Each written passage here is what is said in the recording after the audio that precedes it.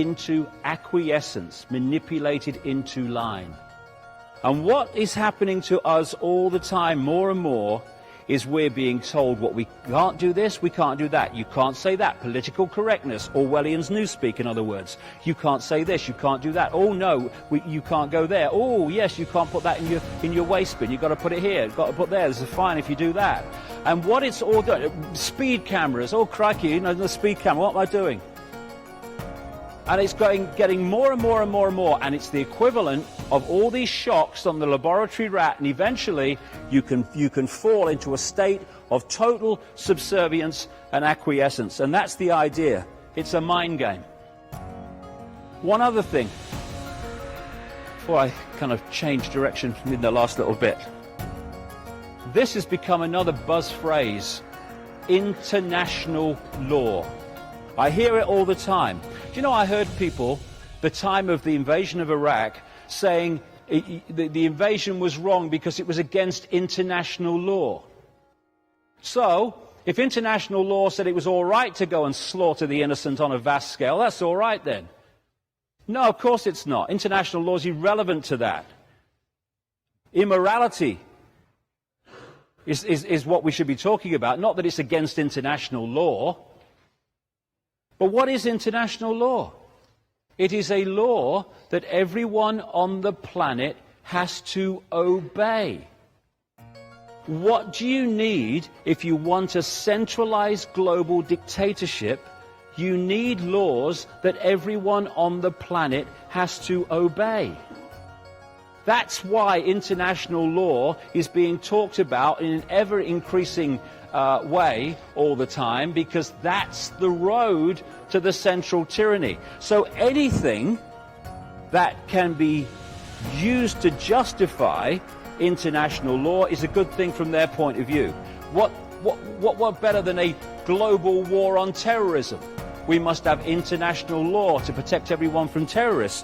What better than global warming caused by the carbon explanation? Oh, we must have international law to meet this threat.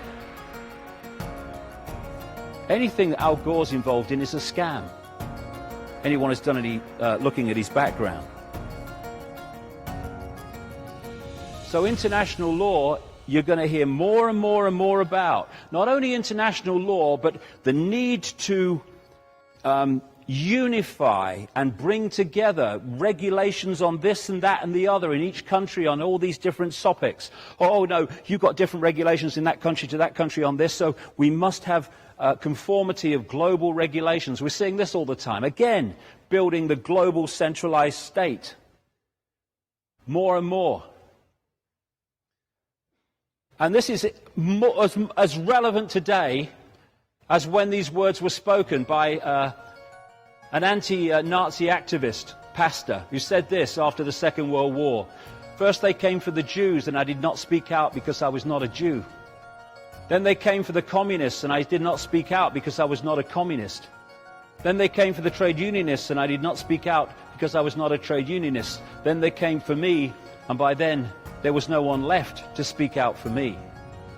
And we're seeing this all the time, where they're targeting certain groups, and everyone else, because, oh, I'm not part of that group, it doesn't affect me, looks the other way, and they pick them off, and pick them off, and pick them off. And that's what's happening all the time. And yet, what I've been describing, and I could talk at much greater length and often do, is a house of flipping cards. That's what it is. This edifice of global power that I've been describing is a house of cards because it depends on our acquiescence to allow it to happen. The number of people who are knowingly advancing this manipulation compared with the global population is tiny, infinitesimally small at the top of that pyramid. And they can only have power because we give that power away all the time, every day. If someone introduces a law and people just moan about it but get on with their lives, then the people that introduced the law have taken the power over the people. When people see a law that's unfair and in some kind of unity say, we're not having this, we're not doing this, we're not accepting this, this is fascism.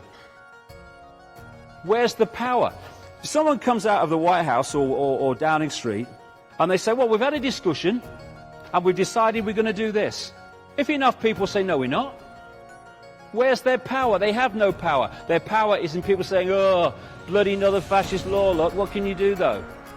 One of the reasons that the poll tax law had to be changed in the time of Margaret Thatcher is because for once the effect of it went across income brackets and classes.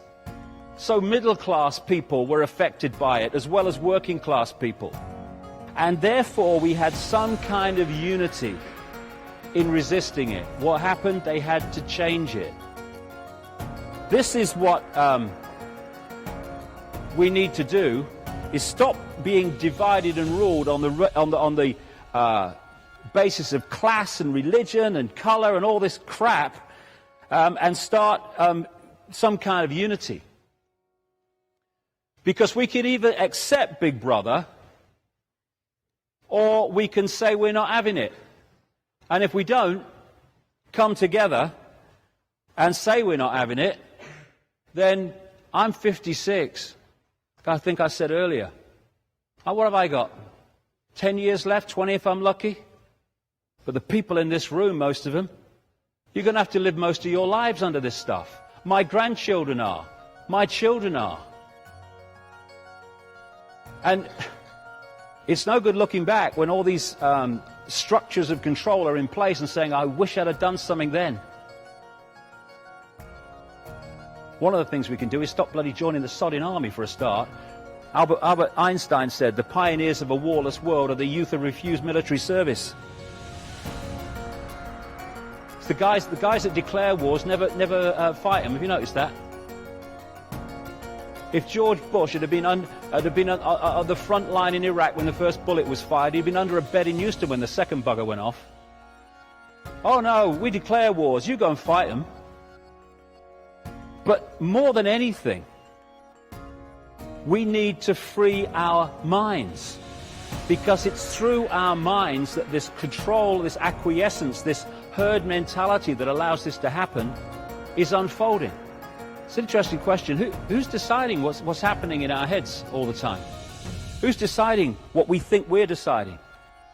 When we're constantly programmed, constantly hypnotized to see the world in a certain way and to see ourselves in a certain way.